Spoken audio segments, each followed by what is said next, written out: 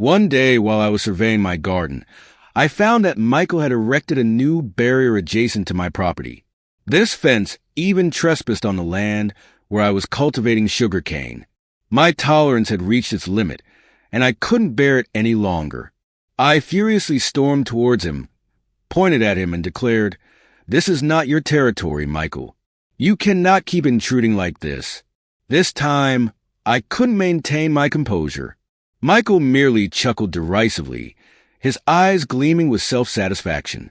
"You can take me to court, John, but I can act freely with this land."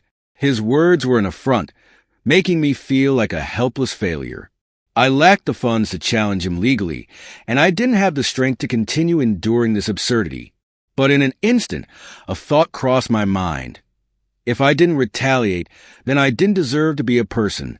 The feeling of powerlessness surged within me, making me resolve to do something to ensure Michael would remember me. After just a few days, I decided to act boldly. I purchased a case of potent liquor, knowing it would make people unwind and lower their guard. Initially, I considered simply visiting Michael's house to apologize and reconcile, but truly, I had another scheme in mind. I aimed to teach him a lesson, one he wouldn't forget about arrogance and encroaching on what wasn't his. That day, I wasn't in the mood to tend to the garden. All my thoughts were centered on this plan. I prepared the keg of wine, chose the simplest yet neatest attire I could find, and then headed to Michael's house. I knew that, no matter what, I had to confront him and prove I wasn't someone easily defeated. Upon arriving at Michael's house, I strove to maintain my composure. I didn't want to reveal any hint of vengeance in my eyes. I entered the house, knocked courteously on the door, and when he opened it, I presented the keg of wine and said softly, "I've come to apologize, Michael. I know I was wrong, and I want to make amends." These words sounded genuine, but deep down, resentment was brewing. Michael eyed me dubiously. He stood there for a while, as if he couldn't believe what he was hearing. After a moment of silence, however, he shrugged, smirked, and said, "Well, come in, John. I don't think you'll change, but I'll give you a chance." When he finished speaking, I knew I had taken the first step in lowering Michael's defenses. The door to his house opened wide, and I stepped inside. We settled at the table, Michael and I, two men who were polar opposites in life and perspective. Michael retained his smug expression, occasionally grinning as if he held all the cards. I knew that to handle him, I needed to be patient, courteous, and act as if I were truly remorseful for everything that had transpired. So, I initiated the conversation in a modest tone, feigning that I had genuinely erred, that I shouldn't have reacted so strongly to him, that I too was partly responsible for past disputes. These conciliatory words gradually softened Michael's demeanor. He no longer regarded me with skepticism, but instead began to praise my farming accomplishments. I felt like I was addressing a child, exaggerating my achievements to make him feel triumphant, and as anticipated, he reveled in it. Michael downed each glass of wine I poured for him, constantly applauding and laughing boisterously. Initially, it was just a few glasses, but gradually, he drank uncontrollably, repeatedly raising his glass, draining it, then pouring more. The more he drank, the more glazed Michael's eyes became, and his mind began to wander. I recognized that this was a moment I needed to be a bit more patient, just like that. We continued to converse, and each time, I gently refilled his wine. Michael drank another glass. I felt I was inching closer to my objective. The entire room grew quiet. Only the sound of glasses clinking amidst Michael's laughter lingered. But I knew that behind that inebriation, he was steadily letting his guard down. Time elapsed, it was nearly midnight, and Michael was utterly inebriated. He reclined in his chair, his eyes half shut, unable to see distinctly. At that instant, I sensed a distinct vitality coursing within me, a potent resolve ascending. I rose, bracing to execute the concluding phase of my scheme. At that juncture, solely one notion occupied my mind: to thrash him, to make him comprehend that not all could disparage me so. Yet as I stood, poised to advance. Abruptly, a delicate hand clasped mine. I turned and instantly spotted a young woman standing at the entrance, her hand lightly grasping mine. She possessed a tender, refined allure and was clad in a sheer, alluring nightdress. The faint illumination of the chamber lit her visage, rendering her a hazy apparition in the night. Indeed, it was Emily, Michael's spouse. I couldn't trust my sight. She stood there gazing at me quietly, appearing entirely heedless of her husband's intoxicated condition, now slouched on the table, oblivious to his surroundings. Emily stayed mute, merely tightening her grip on my hand, as if yearning to convey something yet unable to articulate it. I lingered, uncertain of how to act in this situation. The words I was about to express to Michael were entirely disrupted by Emily's unanticipated presence. Even I felt ensnared in an unexpected scenario. "What's amiss?" I inquired, somewhat bewildered, uncertain if I had been duped. "Why are you clutching my hand so?" Emily observed me for a spell, her eyes no longer frosty or assured as I had witnessed before. They held something else, a profound sorrow I couldn't fully grasp. She didn't hasten to reply, but remained still, as if attempting to find a means to voice something challenging to express. The sentiment within me at this moment was exceedingly peculiar. A part of me remained aware, but another part began to feel inquisitive about everything encompassing this circumstance. After some time, Emily spoke. Her tone was gentle, yet also imbued with a deep melancholy I could perceive. "John, can you remain with me this evening?" Her words astounded me. I couldn't comprehend her request. It was a query I never envisioned hearing from Emily. She was the wife of Michael, the man with whom I had experienced such strife, and now she, his spouse, posed this earnest entreaty. I was at a loss for a response. My thoughts whirled with inquiries. I could only stand there, staring at Emily speechless, feeling as if I were in a bizarre reverie. She appeared to have been awaiting my reply, yet I still couldn't fathom her motives. At this point, I recognized that perhaps this night, I would not only confront Michael but also the emotions Emily had concealed for so long.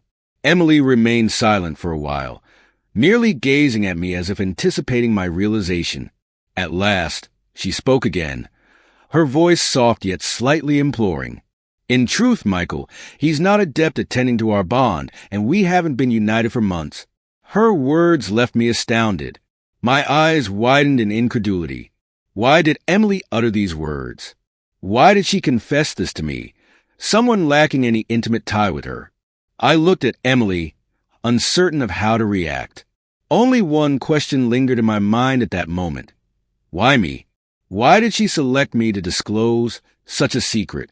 She didn't seem anxious or bashful when she said it. Quite the opposite. She seemed to express it with a sense of alleviation, as if she had harbored this secret for so long and now had the opportunity to divulge it. I stood there in silence, attempting to absorb Emily's words. It was true that I felt somewhat culpable, somewhat astonished, but I couldn't help sensing the genuineness in her eyes.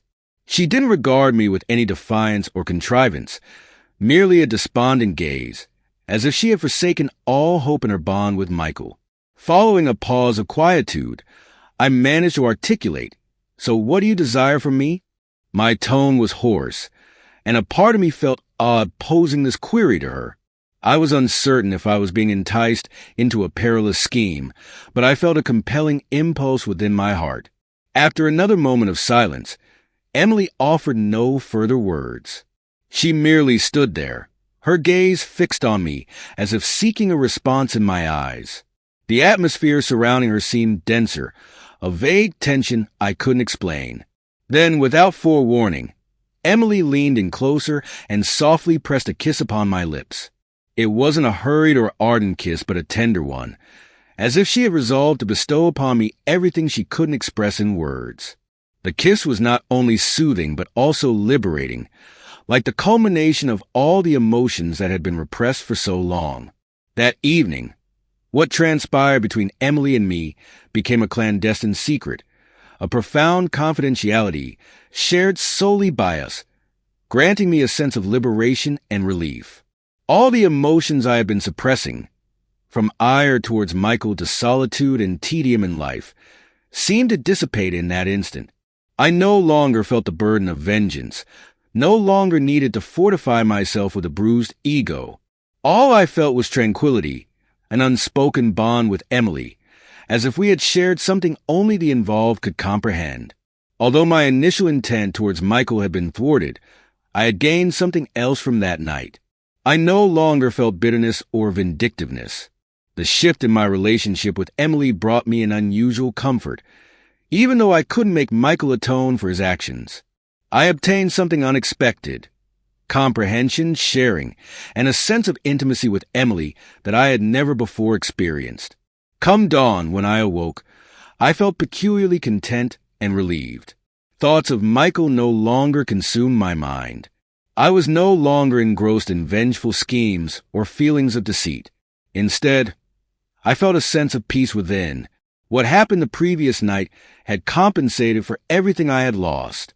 Though I couldn't achieve my original aim, I felt my life turning a new leaf, filled with hope and freedom I had never known. The previous night was not merely a chance encounter, but an awakening of new emotions, an opportunity for transformation. Despite the challenges ahead, I believed I would never revert to the person I was before meeting Emily. In the days that followed, I began frequenting Michael's residence more often. Initially, I visited to escape loneliness, but gradually, we became friends. This transformation wasn't part of my original plan, yet everything seemed to unfold for a reason. Michael was no longer the individual I deeply resented. Instead, he became a companion, someone with whom I could discuss life's troubles, farm tasks, and occasionally endless anecdotes. In truth, Michael was no longer as smug as before. Through many interactions, he began to open up, sharing the hardships and pressures he faced, especially in his bond with Emily. We transitioned from adversaries to the closest of confidants. Neither of us anticipated this relational shift, but it was Emily, the lovely and gentle soul standing between us, who bridged the gap of animosity. She did nothing extraordinary except being herself. Yet Emily's presence seemed to alleviate all tension between Michael and me. She was always gentle, always adept at calming the simmering anger within me. Each evening I met Michael. We sat together, sipping wine, conversing about life, and I felt the walls of hatred slowly crumbling. Despite the bond between Michael and me having grown intimate, I couldn't dismiss that each time I visited his residence, I always sensed a shift in the ambience, particularly when Emily was present. Though no boundaries were breached between us, occasionally, the stealthy glances we exchanged couldn't be concealed. There were instances when I intercepted Emily's gaze, and those looks weren't disdainful or defiant, but rather admiring, something tender and comprehending.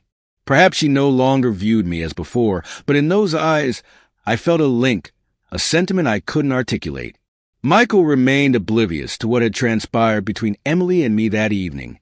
He didn't detect the clandestine glances, the meaningful instance between Emily and me. To him, I was still a chum, a dear companion with whom he could share life's every aspect. Our rapport had evolved into a genuine camaraderie, surmounting all prior misunderstandings and disputes. Nevertheless, each time I departed from Michael's abode, I couldn't shake off a peculiar feeling in my heart. Even though there was nothing explicit between Emily and me, besides those glances, I felt an incontestable bond. Michael hadn't noticed it, and I didn't wish for him to learn that what occurred between Emily and me had become a covert secret, a feeling challenging to convey yet crystal clear to us. The dynamic between me, Michael, and Emily had transformed, all thanks to Emily, who forged our friendship. She not only united us, but also created unique moments that solely she and I could grasp. Although unspoken, we had journeyed far to reach this point together. The future remains uncertain, but one truth I hold is that this relationship will never revert to its former state. Ultimately, the bond between me, Michael, and Emily altered forever. From adversaries, We became allies, individuals who could share life's joys and sorrows. Though what happened between Emily and me is a secret, it aided me in realizing that companionship, comprehension, and benevolence can alter everything. Discord, no matter how profound, can be resolved with forbearance, candor, and authenticity. Emily, with her gentleness and patience, aided us in perceiving the virtue in one another, transcending misconceptions and animosity. And though certain moments were challenging to verbalize, I comprehended that sometimes merely a look or a slight gesture could communicate a wealth of emotions. It's crucial not to permit conflicts to impede the pursuit of harmony and amity. Life isn't invariably just, but if we can open our hearts, seek understanding, and embrace our disparities, we can conquer any tribulation. Occasionally, the finest outcomes stem from unforeseen liaisons.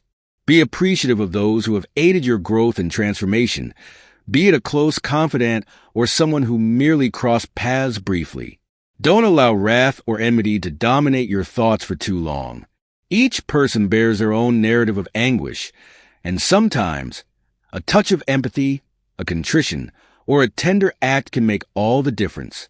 Let amity and concord be your life's aim. Recollect, sometimes the most formidable trials guide us to the most important lessons of patience, forgiveness, and love.